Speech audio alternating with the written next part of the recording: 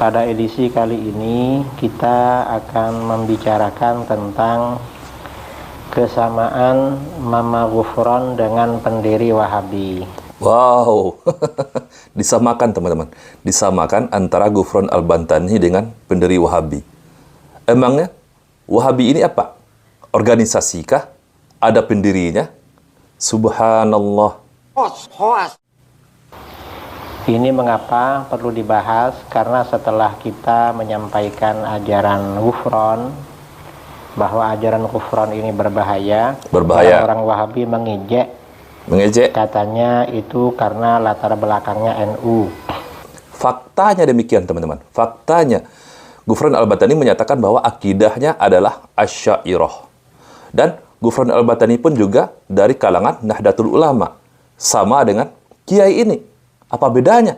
Sama-sama Asy'ariyah, sama-sama dari bendera ormas yang sama, Nahdlatul Ulama. Cuman bedanya teman-teman, bedanya Ghufron Al-Bantani berada di kubu orang-orang yang sedang menggugat nasab Ba'alawi. Sedangkan kiai ini teman-teman, beliau adalah congornya para habaib. Itu saja bedanya. Oke, kita lanjutkan lagi. Padahal bukan itu. Bukan karena NU-nya. Terus apanya? Nah, ini kita akan membuktikan bahwa pendiri Wahabi tidak ada bedanya dengan Ghufron. Luar biasa. Dia katakan bahwa pendiri Wahabi tidak ada bedanya dengan Ghufron Al-Bantani.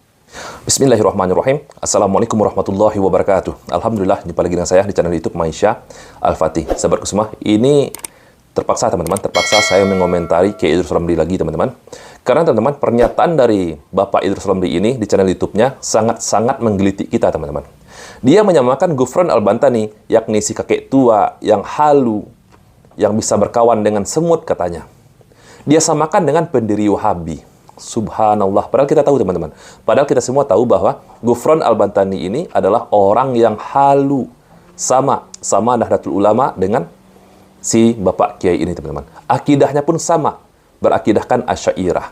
Lalu disamakan dengan pendiri Wahabi. Sejak kapan Wahabi ini ada pendirinya? Sejak kapan?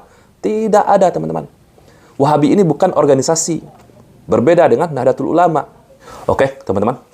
Coba kita simak, apa alasan dari Bapak Idrus Ramli ini menyamakan Ghufron Al-Bantani dengan pendiri Wahabi, katanya.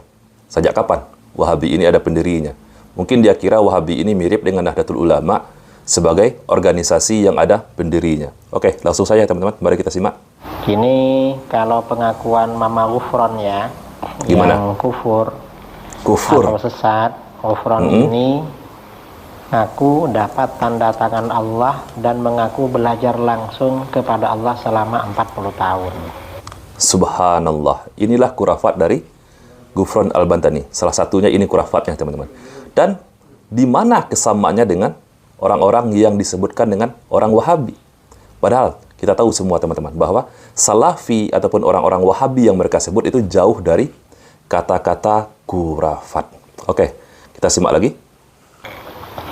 Ini pengakuan Ghufron. Kalau pengakuan pendiri Wahabi beda lagi. Gimana?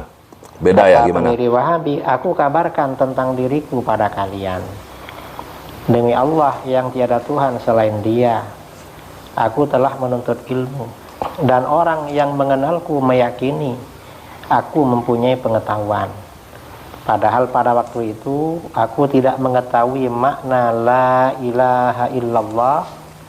Dan aku tidak mengetahui agama Islam. Sebelum kebaikan yang Allah anugerahkan ini dianugerahkan kepada dia. Nah, di mana? Di mana kesamaannya pernyataan dari pendiri Wahabi yang dia katakan dengan Ghufron Al-Bantani? Ini jelas pernyataan dari pendiri Wahabi ini, pernyataan yang tawadu, yang tidak mau menyombongkan dirinya. Dia menyatakan bahwa dia mendapatkan anugerah dari Allah berupa hidayah Islam. Mempelajari ilmu agama Islam ini dengan benar. Akhirnya dibimbing oleh Allah hatinya. Di mana kesamaannya dengan Ghufron Al-Bantani ini? Di mana kurafatnya? Oke, kita lanjutkan lagi. Demikian pula guru-guruku, tidak seorang pun dari mereka yang mengetahui hal itu. Ini pengakuan pendiri Wahabi. Dalam pengakuan di atas, pernyataan di atas, pendiri Wahabi mengaku bahwa sebelumnya ia tidak mengenal makna kalimat tauhid la ilaha illallah dan tidak mengenal agama Islam sebelum kebaikan yang Allah anugerahkan kepadanya. Sebelum kebaikan yang dianugerahkan Allah kepadanya. Iya, siapa yang mengetahui apapun yang ada di muka bumi ini tanpa dikasih oleh Allah hidayah? Nabi Adam alaihissalam saja teman-teman bisa mengetahui nama benda itu karena Allah yang mengajarinya, mendapatkan petunjuk dari Allah. Begitu juga dengan para nabi. Para nabi itu diberikan oleh Allah wahyu, dan kepada manusia-manusia seperti kita ini diberikan oleh Allah petunjuk berupa hidayah, dibimbing hatinya menuju kepada jalan yang lurus. Lalu di mana? Di mana khurafatnya? Di mana persamaannya dengan Ghufran Al-Bantani? Subhanallah. Nah, ada kalanya maksud anugerah kebaikan dari Allah itu ia dapatkan melalui wahyu, berarti dia kafir. Astagfirullah. Kalau maksudnya dapat dari wahyu atau ia dapatkan dari ilham, berarti dia, pendiri Wahabi ini, ahli bid'ah dan pembohong seperti Ghufran. Ini adalah tafsir dari kepala Idrus Romli sendiri teman-teman. Beliau sendiri yang menafsirkan bahwa anugerah kebaikan dari Allah itu berupa wahyu atau berupa ilham. Jadi kalau ada orang yang mengaku mendapatkan wahyu setelah terputusnya kenabian, dengan berakhirnya Nabi Muhammad SAW sebagai nabi terakhir, maka ada orang yang mengaku mendapatkan wahyu, maka itu jelas pendusta, kazab, kafir. Nah sekarang di mana persamaannya dengan Ghufran Al-Bantani ini teman-teman? Ini kan sangat jelas sekali bahwa kebencian dari Idrus Romli ini kepada orang-orang yang dia sebut sebagai Salafi Wahabi. Yang kedua teman-teman, sejak kapan Wahabi ini ada pendirinya? Mungkin Bapak Idrus Romli ini teman-teman, di dalam kepalanya menyamakan bahwa Wahabi ini sama dengan NU. Dia kira ini adalah organisasi atau sebuah komunitas yang ada ketuanya, yang ada pemimpinnya, yang ada pendirinya. Bukan, Wahabi ini bukanlah suatu lembaga, juga bukan sebagai organisasi. Beda dengan NU. Kalau NU teman-teman, ada pendirinya. Siapa? Yakni Syekh Hashim Asy'ari. Ada ketuanya sekarang, ketua PBNU. Ada pengurusnya, ada legalitasnya, dan segala macamnya. Sedangkan Wahabi ini hanyalah sebuah julukan. Julukan yang dilontarkan oleh orang-orang Syiah. Dan diiyakan oleh orang-orang yang mengaku sebagai aswaja sekarang ini. Difitnah tuh orang-orang yang mengikuti manhajnya para salaf disebut sebagai orang Wahabi. Agar apa? Agar umat Islam yang masih awam jauh dari ajaran Salafi yang mereka sebut sebagai Wahabi. Nah sekarang yang lucunya, si Idrus Romli ini teman-teman menyamakan pendiri Wahabi dengan Imam Ghufran. Sedangkan pendiri Wahabi ini tidak ada. Siapa pendirinya? Nggak ada kan? Nggak ada pendiri Wahabi. Siapa namanya? Apakah dia tadi menyebut nama? Nggak ada. Apalagi jika disamakan teman-teman, karena perkataan dari pendiri Wahabi ini sama dengan perkataan Ghufran Al-Bantani yang langsung belajar 40 tahun dengan Allah, yang langsung mendapatkan tanda tangan dari Allah. Sedangkan dari sini teman-teman dia membacakan tadi perkataan dari pendiri Wahabi karena mendapatkan anugerah dari Allah. Anugerah ini banyak macamnya. Dari mana kesamaannya? Subhanallah. Mari kita simak lagi teman-teman. Dalam pengakuan di atas, pernyataan di atas, pendiri Wahabi mengaku bahwa sebelumnya ia tidak mengenal makna kalimat tauhid la ilaha illallah dan tidak mengenal agama Islam. Nah, kita tidak tahu pendiri Wahabi mana yang berbicara demikian teman-teman. Apakah benar ada pendiri Wahabi yang berbicara demikian? Padahal Wahabi ini tidak ada pendirinya. Siapa yang dia maksud? Apakah Syekh Muhammad bin Abdul Wahab? Oke, kita lanjutkan lagi. Sebelum kebaikan yang Allah anugerahkan kepadanya. Sebelum kebaikan yang dianugerahkan Allah kepadanya.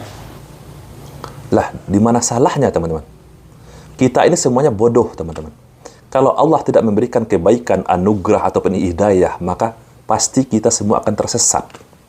Seperti bapak tua ini. Dia pintar nahu saraf, bisa bahasa Arab, bisa baca kitab kuning. Tetapi akidahnya seperti ini. Masih percaya kepada kurafat-kurafat. Masih menjadi budaknya kaum Ba'alawi.